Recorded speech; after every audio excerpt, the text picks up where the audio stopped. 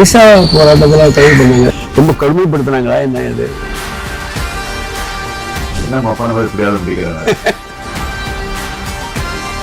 எனக்கு யூஎஸ்ஏ போய் படிக்கணும் அப்படின்னு ஆசை. போகும்போது எங்க அம்மா உண்மையா தான் நிற்கும். அது வந்து ஒன்றிய அரசு 76 உங்களுக்கு 85.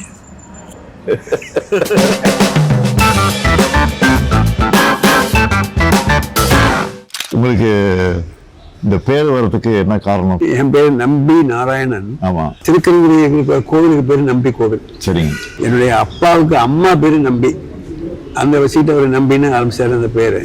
நாராயணன் எங்க அப்பா வந்து நாராயண பக்தர், அதனால அப்படி வச்சுக்கிட்டாரு. நீங்க பிறந்தவர்? நான் பிறந்த ஊர் வந்து கேரளா, திருவனந்தபுரம். பிறந்த 41 நாளைக்கு வந்து நாகர்கோவில் வந்துட்டோம். நாகர்கோவில் ஆக்சுவலா வந்து இந்த விசா போராட்டத்துல கைது பண்ணாங்க. எந்த வருஷம் இது? 75 எமர்ஜென்சி. ஆமா, 76 ஜனவரி மாசம். ஆமா, அதை கேட்கலாமா? நீங்க எப்படி அதை ஃபீல் பண்ணீங்கன்னு அதை சொல்லுங்க.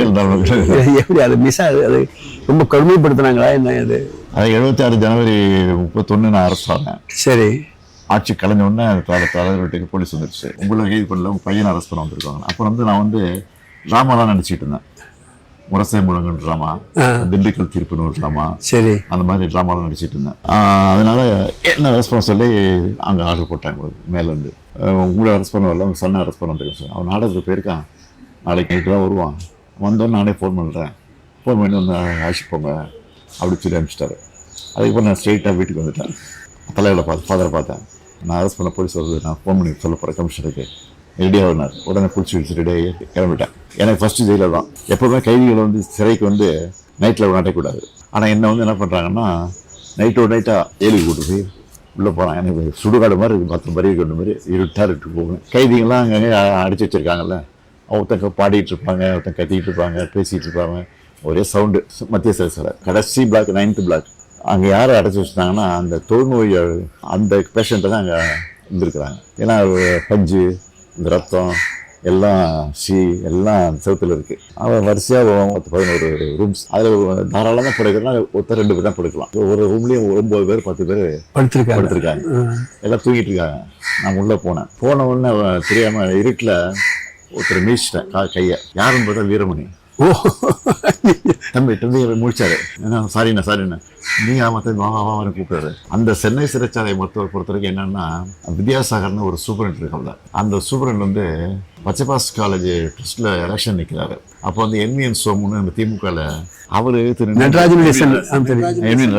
அவர் ஏத்துன்னு ஜெயிச்சிட்டாரு.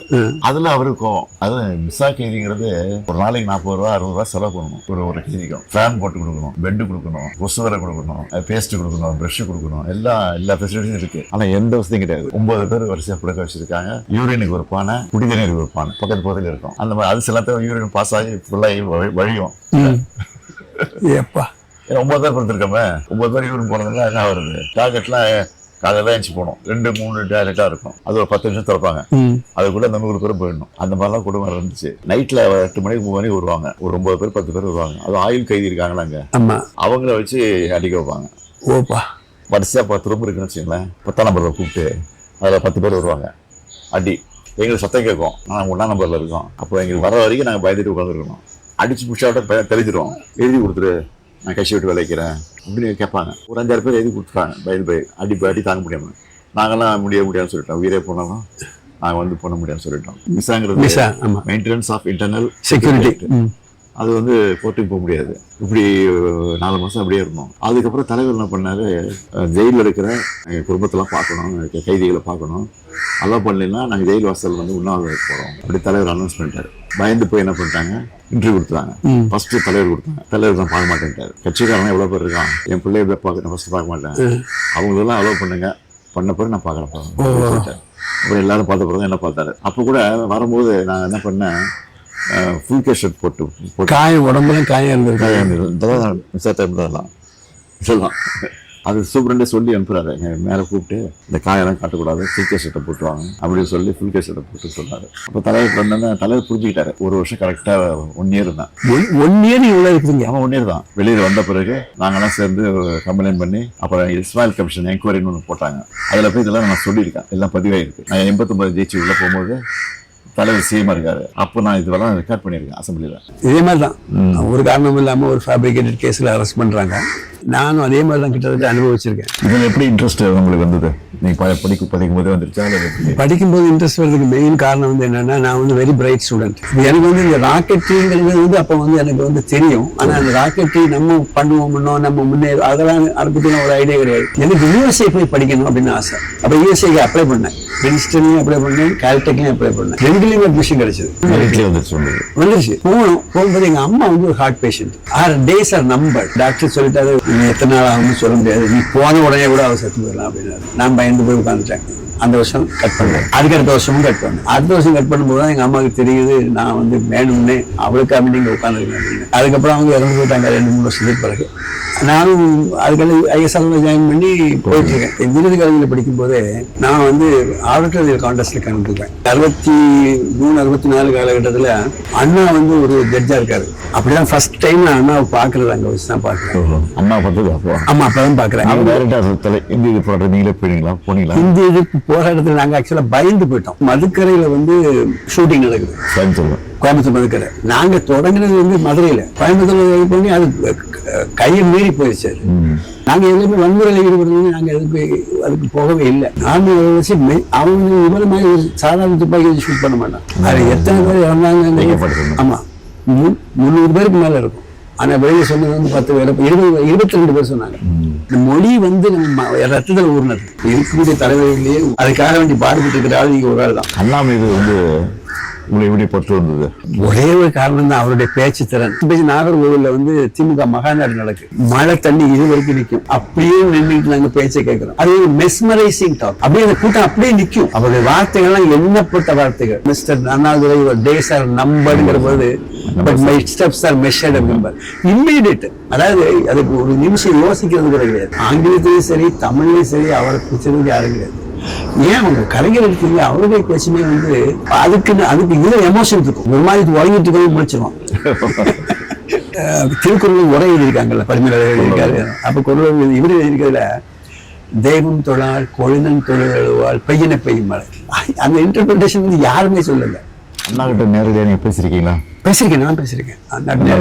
என்ன எந்த விஷயம் பேசுறீங்க? என்ன ஞாபகம் இருக்கு உங்களுக்கு? 2-3 ஞாபகம் இருக்கு. எனக்கு அவருக்கு விஷயம் ஒன்னே ஒண்ணு. எனக்கும் தமிழ் பிடிக்கும், அவருக்கும் தமிழ் பிடிக்கும்.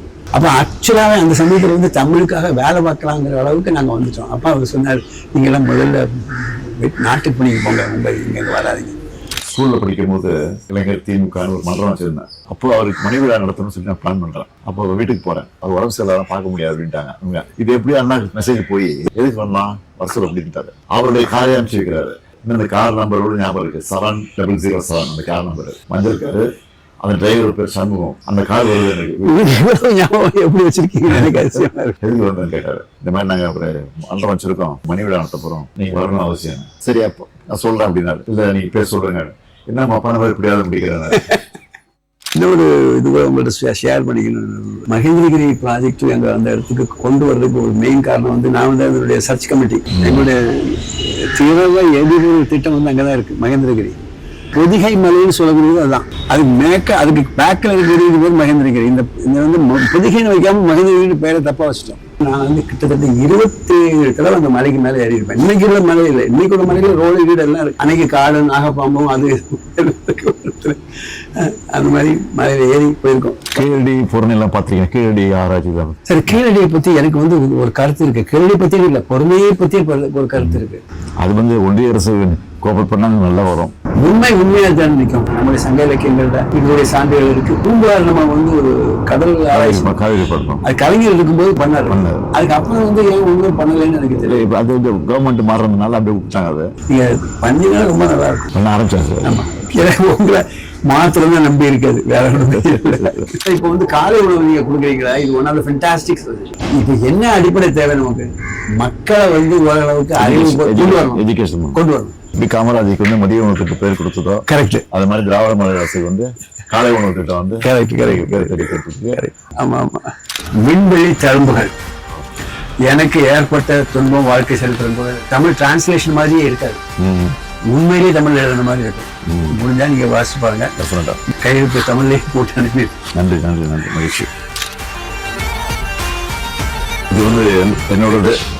ஒரு ஃபோட்டோகிராஃபி தீபரவட்டம் தொட்டதரணி தெரியுது. அவர் தான் இது பண்ணார். One of the best art directors.